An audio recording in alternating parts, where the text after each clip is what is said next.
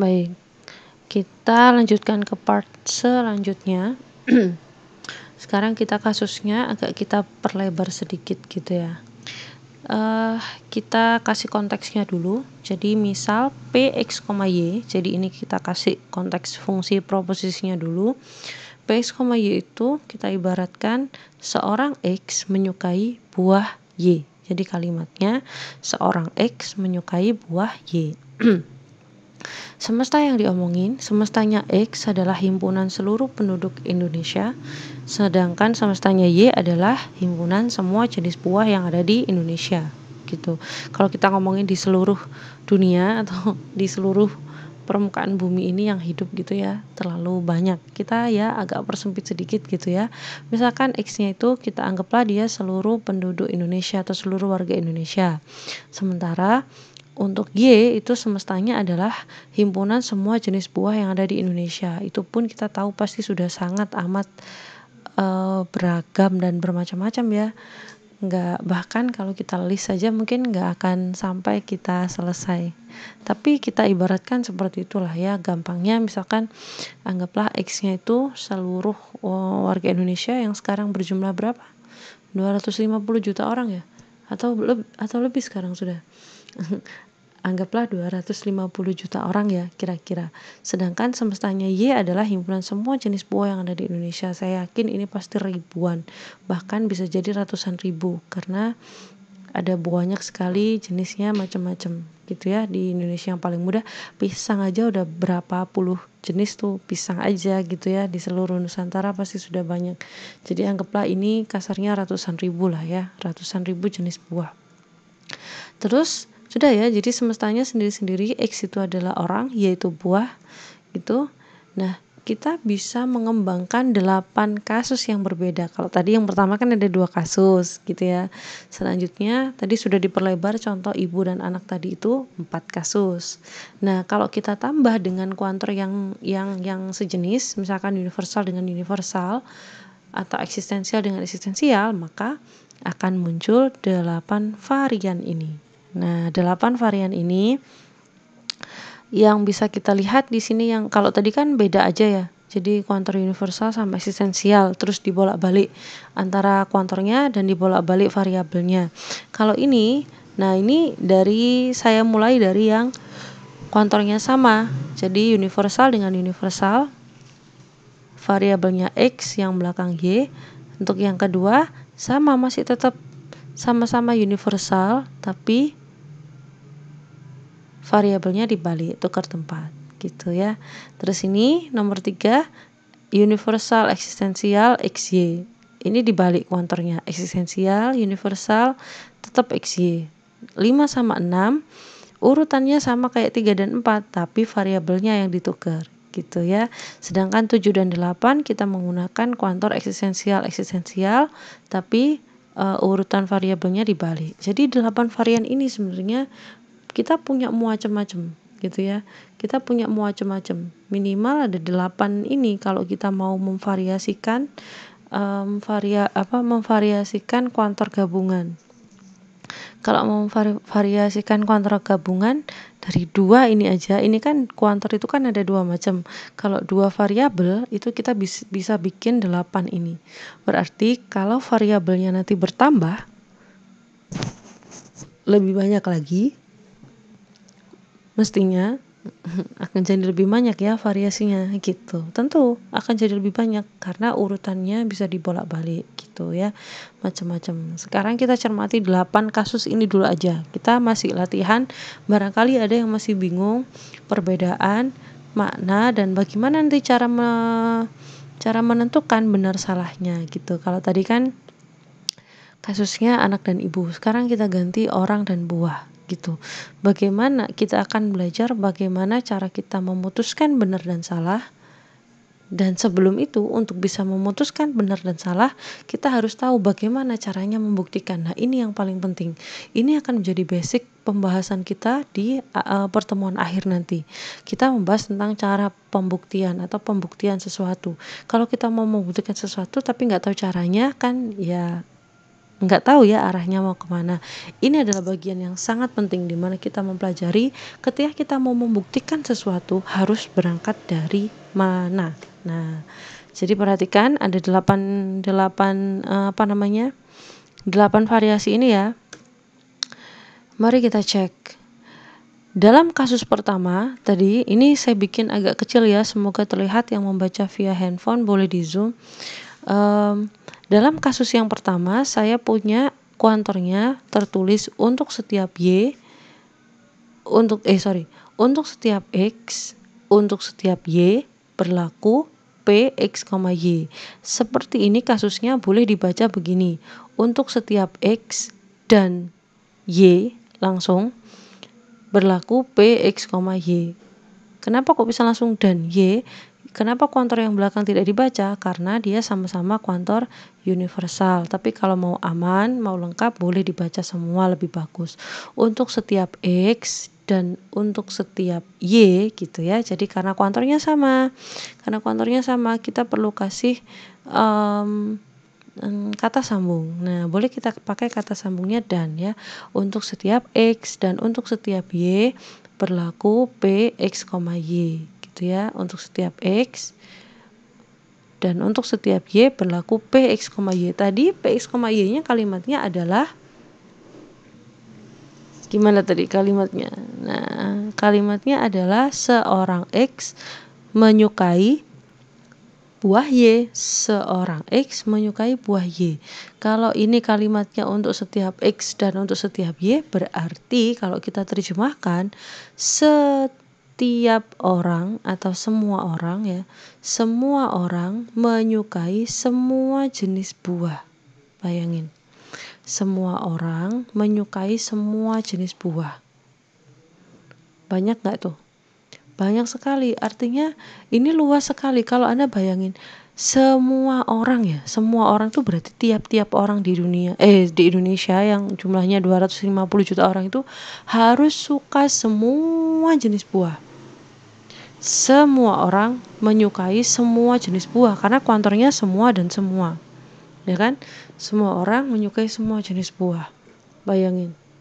Nah, bagaimana caranya kita ingin membuktikan kondisinya itu benar, atau bagaimana ketika kita ingin membuktikan apakah kondisi ini benar atau tidak gitu, maka kita bisa fokusnya ada di depan. Nah, fokusnya ada di depan. Karena fokusnya yang di depan itu adalah X, sedangkan X tadi semestanya adalah orang, maka fokusnya kita ke orang. Jadi setiap orang yang ada di Indonesia harus ditanya, karena ngomongnya semua orang, berarti setiap orang nantinya akan ditanya. Pertanyaannya apa? Ini juga menentukan.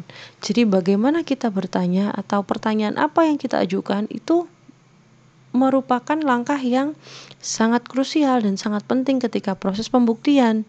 Karena kalau kita tidak sesuai prosedur, ya tidak terbukti gitu kan. Nah, cara bertanya gimana? Misal orangnya saya misalkan P gitu ya. Oh, ini harusnya P1, P2, P3. Sebentar biar saya larat dulu. Nah, sudah ya. Jadi, setiap orang, misalkan orang yang pertama saya kasih nama P1, ditanya, apakah Anda suka semua jenis buah? Gitu. Tanyanya seperti itu. Kalau dia menjawab iya, berarti baru kita tanya ke orang yang P2. Orang kedua kita tanya, apakah Anda suka semua jenis buah? Maka kalau dia menjawab iya, baru kita ke orang yang ketiga. Apakah Anda suka semua jenis buah? Terus dia menjawab, iya saya suka semua jenis buah. Buah apa ae saya suka, wis pokoknya tidak ada yang tidak suka, tidak ada yang saya tidak suka, semuanya iya gitu. Jawab iya berarti lolos. Terus ke P4, P5, P6, P7, seterusnya sampai semua orang di Indonesia sudah ditanya, karena dia semestanya adalah seluruh orang di Indonesia tadi ya, seluruh penduduk Indonesia gitu kan. Jadi harus dicek, kalau di Indonesia ada 250 juta orang, harus dicek semuanya. Kalau semuanya jawab iya, barulah dia disimpulkan benar, barulah kasus ini atau kondisi ini dia bernilai benar gitu. Jadi repot ya gitu, repot karena memang harus nanyanya harus ke semua orang bener gitu, dan setiap orang yang ditanya mestinya jawab suka semua jenis buah. Andaikan orang yang pertama itu menjawab, apakah Anda suka semua jenis buah? Ya, saya suka semua jenis buah. Oke, dicentang gitu ya. Oke, berarti lolos gitu. Kasarnya kita bawa draft, bawa kertas isinya list seluruh penduduk Indonesia gitu ya. Misalkan P1 lolos. Terus P2 ditanya, apa Anda suka semua jenis buah? Terus jawabnya, saya tuh sebenarnya suka semua buah. Cuma satu tok saya nggak suka. Saya tuh nggak suka duren misalkan ya. Satu tok yang nggak suka. Berarti sudah gagal. Sudah gagal. Kenapa? Karena orang P2 ini ternyata tidak menyukai semua jenis buah. Berarti ternyata ada orang yang nggak suka semua jenis buah. Ada yang gagal kok. Ini loh si P2, dia gagal karena dia nggak suka semua jenis buah. Ada satu buah yang dibenci, yaitu buah durian. Jadi gagal. Berarti karena di P2 saja sudah gagal, ya sudah, berarti kesimpulannya adalah salah. Karena kasus ini baru akan bernilai benar kalau memang semua orang di Indonesia itu menyukai semua jenis buah gitu. Repot ya, karena membuktikannya harus semua-muanya. Andaikan kamu pun sudah tanya sampai 100.000 orang, ternyata orang ke 100.001 itu ternyata menjawab, saya nggak suka rambutan gitu, ya wis gagal. Meskipun sudah 100.000 orang yang menjawab iya, tetap gagal gitu ya. Ya memang begitulah ketika pertanggungjawabannya ketika kita ngomong semua, itu artinya ya berarti benar-benar harus semua gitu. Maka kita berhati-hati ya, supaya tidak mengklaim sesuatu tidak pada tempatnya gitulah ya kasarnya. Jadi ini berat kalau mau membuktikan ini, karena setiap orang harus ditanya gitu. Yang ditanya orangnya, kenapa? Karena fokusnya ada di depan. Untuk setiap X, setiap orang gitu, setiap orang suka semua jenis buah gitu. Jadi orang yang ditanyanya perihal apa? Perihal apakah suka semua jenis buah, karena yang belakang berbunyi untuk setiap Y gitu. Nah, pada kasus kedua yang harus kita hati-hati, ini kan sama kan kuantornya, hanya saja letak variabelnya diubah. Di slide sebelumnya tadi, di video yang sebelumnya Anda sudah belajar juga kan bahwa kalau variabelnya ditukar tempat, berarti fokusnya kan juga berbeda. Karena ini Y yang ada di depan, berarti fokusnya ada di Y. Y tadi adalah semestanya adalah buah. Jadi ini kasarnya bahasanya yang paling mudah, setiap jenis buah disukai oleh semua warga Indonesia. Itu kan, setiap jenis buah disukai oleh semua orang, yang mana orangnya adalah seluruh penduduk Indonesia.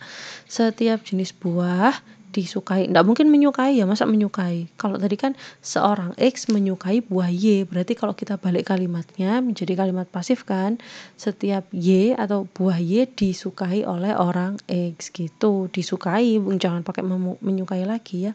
Setiap Y berarti setiap jenis buah disukai oleh semua orang gitu kan ya. Setiap jenis buah atau semua jenis buah disukai oleh semua orang. Nah, cara membuktikannya bagaimana? Sekali lagi kita fokus ke yang depan, buahnya. Lah kalau ini tadi fokusnya di orang, terus orangnya ditanya. Lah kalau ini fokusnya yang di depan buah, apa buahnya ditanya? Kan berangkatnya dari apa yang ada di depan kan. Kalau ini tadi yang di depan X, berarti kita berangkatnya dari orang. Orangnya ditanya apakah suka semua jenis buah. Tapi kalau di sini buahnya di depan, bagaimana cara membuktikannya? Kan nggak mungkin buah ditanya. Nah, berarti kita pakai sistem yang berbeda, di mana buahnya akan ditanyakan kepada orang. Nah, masing-masing jenis buah akan ditanyakan kepada semua orang. Saya tulis masing-masing karena memang sini kuantornya untuk setiap, jadi harus gitu. Tapi bedanya kalau tadi itu kan yang di bawah itu, ketika saya mengecek yang bagian sini tadi, saya kan membawa list nama orang-orang di seluruh Indonesia mulai P1 sampai P250 juta. Ya kan? Orangnya yang saya list karena fokusnya ada di depan. Kalau ini masing-masing jenis buah ditanyakan kepada semua orang, berarti list yang dibawa atau daftar yang kita bawa itu bukan daftar orang. Daftar apa? Daftar buahnya. Daftar buahnya yang kita bawa. Jadi buah ini yang akan ditanyakan kepada semua orang. Buah A1 ditanyakan ke semua orang. Misalkan buah A1 itu anggapnya apa? Apel misalkan. Apel ini ditanyakan ke semua orang dulu, dicek satu persatu ya. A1 saja ditanyakan dulu ke semua orang. Apel misalkan. Saya harus tanya ke seluruh orang di Indonesia. Orang pertama saya tanya, apakah kamu suka apel? Ya. Geser ke orang kedua, apakah kamu suka apel? Ya. Geser ke seluruh orang di Indonesia sampai orang ke 250 juta ditanya, apakah kamu suka apel? Menjawab iya, berarti apel lolos. Apel saja. Sudah benar nggak kalimatnya? Belum. Karena yang dicek baru apel, baru buah A1. Kalau mau membuatnya benar berarti kita harus mengecek semua jenis buah gitu. Sampai A2, A3 dan seterusnya. Misalkan A2-nya anggur misalkan, ditanyakan ke semua orang. Tanya orang ke-1, kedua, ketiga, keempat, terus sukses sampai orang ke-100 itu menjawab suka anggur. Tapi kemudian ketika orang ke-101 menjawab, enggak tuh saya enggak suka anggur, berarti gagal sudah semuanya. Kenapa? Karena ternyata ada satu buah yang gagal. Bukan orangnya yang gagal, ya buahnya yang gagal. Gagal apa? Karena ada satu buah yang gagal, yaitu anggur, yang mana anggur ini ternyata tidak ada yang tidak suka pada anggur ini gitu. Ternyata anggur ini tidak semua orang suka gitu. Ada buah yang tidak disukai gitu ya kan, sudah gagal. Yang gagal apa? Buahnya, bukan orangnya gitu. Karena kalimatnya masing-masing jenis buah harus disukai oleh semua orang, tidak boleh ada orang yang tidak suka gitu ya. Kalaupun sudah ngecek buah ke A1 sampai buah ke 100 semuanya ngomongnya ya wis, langsung tak simpulkan bener aja wis, ndak boleh gitu. Karena kalau kita ngomongnya untuk setiap, kita harus berani bertanggung jawab membuktikan semuanya sampai habis gitu. Sampai habis ya kan, sampai habis, sampai tuntas semuanya gitu. Maka berat ketika kita ngomong semua ya, hati-hati. Jangan suka keceplosan. Sehari-hari pun kita terapkan. Misalkan kita ngomong mama misalkan, mama itu misalkan kalau pagi seringnya masak nasi goreng misalkan karena sisa nasi kemarin misalkan ya. Terus kamu, mama iki bendino masak nasi goreng gitu. Bendino itu kan kasarnya kayak menjat setiap hari gitu. Mama itu setiap hari masak nasi goreng. Padahal pasti ada hari-hari yang mama itu nggak masak nasi goreng misalkan. Mama nggak sempet, udah beli pecel aja misalkan, atau mama masak lainnya, kan pasti pernah tuh gitu. Maka kita nggak boleh ngomong kayak gitu, nggak boleh menyakiti hatinya dengan ngomong mama itu tiap hari kok masak nasi goreng, nggak boleh seperti itu gitu. Kasarnya hal-hal kecilnya seperti itu ya. Karena kalau kita ngomong setiap hari berarti harus kamu berani membuktikan tidak ada satu hari pun yang terlewatkan tanpa nasi goreng gitu ya. Nggak boleh ya gitu. Kalau mau memperhalus ya ngomong aja, mama iki sering masak nasi goreng gitu, tapi aku suka kok ma, nggak apa-apa gitu misalkan ya, yang baik sama mamanya gitu. Jadi ini ilustrasinya ya, ketika kita ngomong untuk setiap itu cara membuktikannya memang segini ribetnya gitu, segini ribetnya. Ini saya kasih ilustrasinya cara membuktikannya ya. Dalam matematik nantinya kita juga akan sering sekali ketemu proses pembuktian seperti ini, di mana itu kuantornya jejer-jejer seperti ini.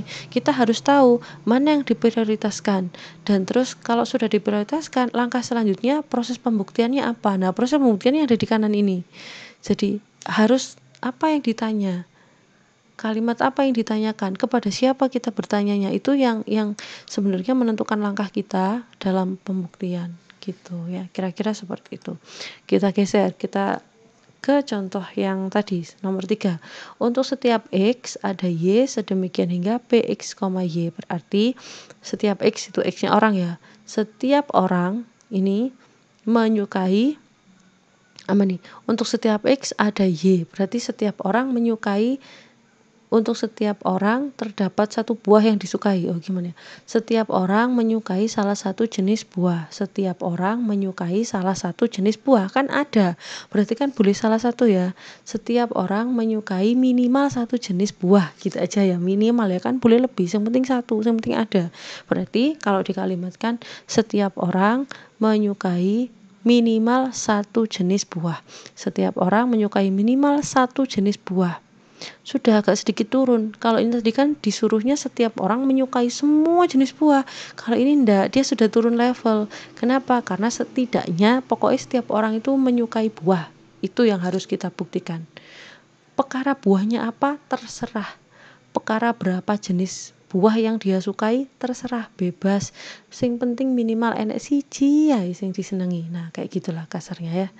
Jadi proses pembuktiannya kita berangkatnya ke orang lagi. Kenapa? Karena X-nya ada di depan. Jadi yang ditanya orangnya. Tanyanya bagaimana? Lah ini sudah berbeda tanyanya. Kenapa? Karena kita nggak perlu membuktikan semua. Kita cukup perlu menunjukkan bahwa setiap orang yang kita tanya itu menyukai buah. Maka kalimatnya saya cukup pakai kalimat apa Anda suka buah, sudah selesai. Gitu. Nggak usah kita bertele-tele pakai ngomong apakah Anda suka buah apel? Iya suka. Kalau anggur bagaimana? Iya suka juga. Durian gimana durian? Kalau durian nggak usah. Yang penting beliau suka buah udah selesai. Sudah benar gitu. Kalau orang pertama ditanya, apa Anda suka buah? Iya. Sudah selesai. Ganti kita ke orang yang kedua. Jadi kamu tetap bawa list atau daftar nama orang-orang yang ada di Indonesia ya. Yang dibawa listnya orang P1 sampai P 250 juta. Ditanya aja apa Anda suka buah gitu. Kalau semuanya menjawab iya, baru disimpulkan benar. Kalau ternyata ada satu orang aja yang tidak suka semua jenis buah, nggak suka wis pokoknya apapun jenis buah nggak seneng, belas nggak ada yang diseneng, barulah kalau kita nemu orang yang seperti itu, maka kasus ini menjadi gagal atau kasus ini menjadi salah. Karena ketika kita bisa membawa atau menunjukkan ini loh ternyata ada orang yang nggak seneng buah blas, si tok lo nggak seneng gitu. Nah gitu ya, kira-kira untuk setiap X ada Y, setiap orang ada satu jenis buah yang disukai gitu. Turun level ya. Kita bandingkan dengan kasus yang kedua. Kalau kita balik untuk setiap Y ada X, untuk setiap jenis buah ada satu orang yang menyukai atau setiap jenis buah disukai minimal satu orang. Setiap jenis buah disukai oleh minimal satu orang. Setiap jenis buah ya, berarti fokusnya kan ke buahnya. Berarti masing-masing jenis buah ini akan kita tanyakan kepada satu atau lebih orang. Kenapa dikatakan satu atau lebih? Ya kalau ada orang satu yang suka ya sudah cukup. Tapi kalau enggak kan kita ganti ke orang yang selanjutnya kan gitu. Jadi misalkan yang kita bawa karena fokusnya adalah buah, berarti yang kita bawa adalah list buah-buahan. Nama buah-buahan mulai dari A1 sampai A1000 misalkan. A1 kita tanyakan, A1 kita tanya ke orang acak aja, boleh ke P1, boleh ke P1000 terserah. A1 kita tanyakan apel ini ya, misalkan A1-nya apel, kita tanyakan ke orang P1, Pak Anda suka apel? Suka? Oh ya sudah, berarti apel sudah lolos. Apel sudah lolos, sudah tercentang gitu ya, artinya oh iya apel sudah disukai, sudah ada yang senang gitu ya. Kemudian buah A2 kita geser, anggur misalkan, kita tanya ke orang, boleh ke orang yang sama tadi? Boleh. Nggak masalah, yang penting kan ada yang senang gitu. Perkara orangnya siapa kan nggak masalah, yang penting ada yang senang karena fokusnya kita ke buahnya. Pak Anda suka anggur? Suka. Oh ya sudah, anggur lolos. Buah A3 ditanya, terus A3 ini ditanyakan ke orang, misalkan dari tadi itu baru kita tanya ke orang P1 dulu sampai A10, sampai buah ke-10 itu kita tanyanya masih ke orang pertama, terus nyampe di buah yang ke-11, Pak Anda suka salak enggak? Terus beliau menjawab, oh saya nggak suka kalau salak, kalau buah yang lain tadi yang disebutin saya suka, kalau salak saya nggak suka. Oh ya sudah Pak, makasih. Nah, apakah salak sudah langsung diklaim gagal? Belum. Ya kan? Karena kan baru ditanya ke satu orang. Salak harus ditanyakan ke orang yang lainnya. Kalau ternyata nemu orang, Pak suka salak? Suka. Oh ya sudah, berarti salak lolos. Terus gitu sampai semua buah sudah dicek, ada yang menjawab iya, berarti benar. Gitu. Tapi kalau misalkan ternyata saya itu punya buah semangka misalkan, yang paling gampang. Semangka misalkan, saya tanya ke P1 jawabnya nggak senang, ke P2 saya jawabnya nggak senang, ke P3 nggak senang. Saya tanyakan sampai seluruh orang di Indonesia, apakah ada yang suka semangka? Ditanyai satu persatu, suka semangka nggak? Suka semangka? Suka semangka? Ternyata nggak ada satupun orang yang suka semangka. Berarti barulah kasusnya ini menjadi gagal, barulah dia ini disimpulkan salah gitu ya. Pokoknya segala sesuatu yang menyangkut untuk setiap tuh memang pembuktiannya memang harus panjang. Ya tidak masalah karena memang ya kalau mau membuktikan yang benar ya seperti itu. Gitu ya. Dah, sekarang kasusnya yang ke berapa ini? Kelima. Ada X untuk setiap Y. Ada X untuk setiap Y. Ada orang yang apa tuh berarti? Ada orang yang menyukai semua jenis buah. Ada orang yang menyukai semua jenis buah. Berarti ada itu cukup satu aja kan?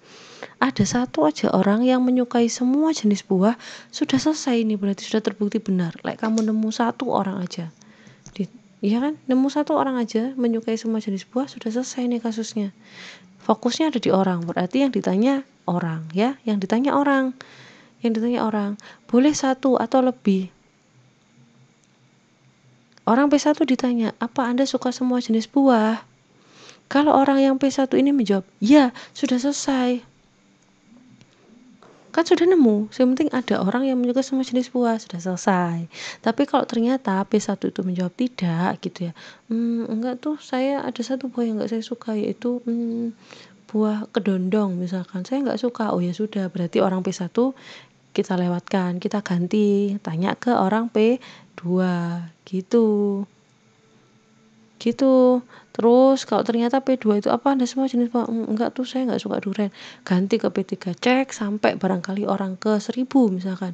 Pak, sampean suka semua jenis buah? Iya suka. Oh ya sudah, berarti sudah benar kalimat ini. Pokoknya kita cuma perlu nemu satu orang aja yang menyukai semua jenis buah ya. Semua jenis buah, enggak boleh ada buah yang enggak disukai gitu. Pokoknya cukup satu aja yang menyukai semua jenis buah, maka kalimat ini sudah disimpulkan benar.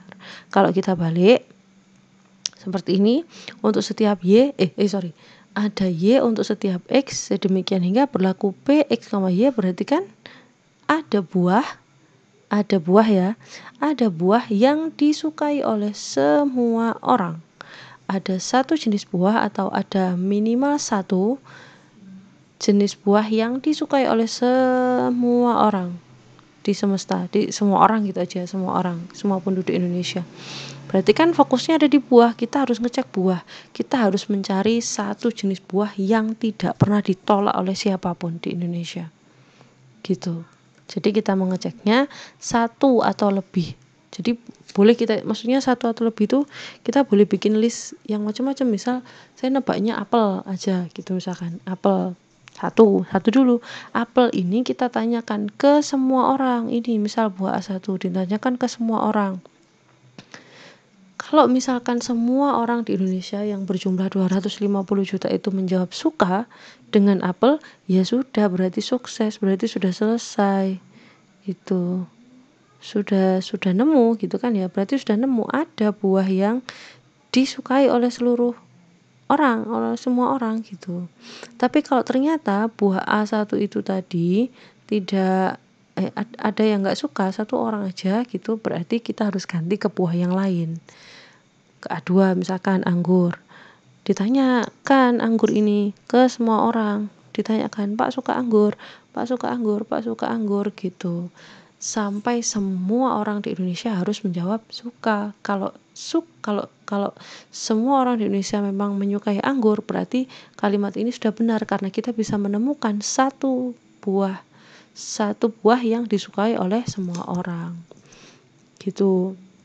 Jadi fokusnya ke anggurnya, bukan ke orangnya, tapi ke anggurnya gitu. Sampai nemu satu nama buah yang disukai oleh semua orang, baru disimpulkan benar. Ya, meskipun ada 200 juta orang yang menyukai anggur, tapi kalau orang ke 200 juta satu itu tidak suka anggur, ya sudah, berarti anggurnya gagal gitu. Harus ganti ke buah yang lain dulu gitu. Kecuali sampai semua jenis buah sudah dicek. Jadi semua list di tangan kita itu sudah habis dan ternyata buah-buah ini tetap semuanya itu ada yang tidak suka gitu. Ada 1-2 orang yang tidak suka.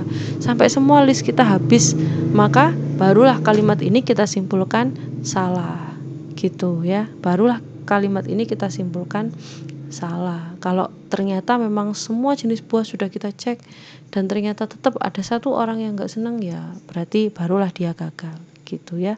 Tapi lebih mudah membuktikan benarnya karena cukup nyari satu buah aja yang disukai semua orang sudah benar gitu ya. Kasus yang ketujuh, ada X ada Y, berarti ada orang yang menyukai satu jenis buah. Enteng lagi ini karena ini ada satu, minimal satu aja kan, minimal satu orang yang menyukai, ada lagi kan, berarti kan menyukai minimal satu jenis buah. Berarti kan kita tidak perlu membuktikan semuanya, cukup perlu menemukan satu aja udah benar gitu ya kan. Nah, cara membuktikannya tetap berangkat dari orang dulu. Orang yang ditanya, berapa orang? Boleh satu atau lebih sampai nemu apa yang dimau. Nemu mau apa? Ini yang dimau adalah ada satu jenis buah yang disukai. Berarti orang P1 tanya aja, tanyanya bagaimana? Apa Anda suka buah? Sudah selesai. Tidak perlu mengecek apa Anda suka semua jenis buah kan, karena memang cukup suka satu tok aja. Gitu. Kalau memang si orang P1 ini ketika ditanya apa Anda suka buah, terus menjawab iya, sudah selesai. Berarti kan ada satu orang yang menyukai satu jenis buah, ya sudah selesai gitu kan kasarnya. Jadi nggak ribet yang bagian ini karena memang cuma satu yang mau dibuktikan gitu. Kalaupun ternyata si orang yang pertama ini, Pak, apakah Anda suka jenis buah? Iya, saya tuh suka anggur, suka apel, suka duren, suka semangka, suka melon. Nggak usah di list semuanya gitu. Yang penting suka buah, ya sudah, terserah. Perkara beliau mau suka 1, 2, 3 buah bebas. Yang penting suka buah, sudah gitu ya. Enteng pembuktiannya kalau yang ini. Tapi kalau yang ini kan harus lengkap ya, yang atas ini tadi ya, banyak sekali gitu. Nah, kasus terakhir ada Y untuk ada Y, ada X. Ini kalau dibaca gimana ya? Ada Y dan ada X sedemikian hingga berlaku P X, Y, berarti ada suatu jenis buah yang disukai oleh minimal satu orang. Ada satu buah yang disukai oleh minimal satu orang. Berarti kita fokusnya ke buah ya. Jadi mengeceknya adalah buah. Mengeceknya buah ya. Buahnya ini ditanyakan ke orang.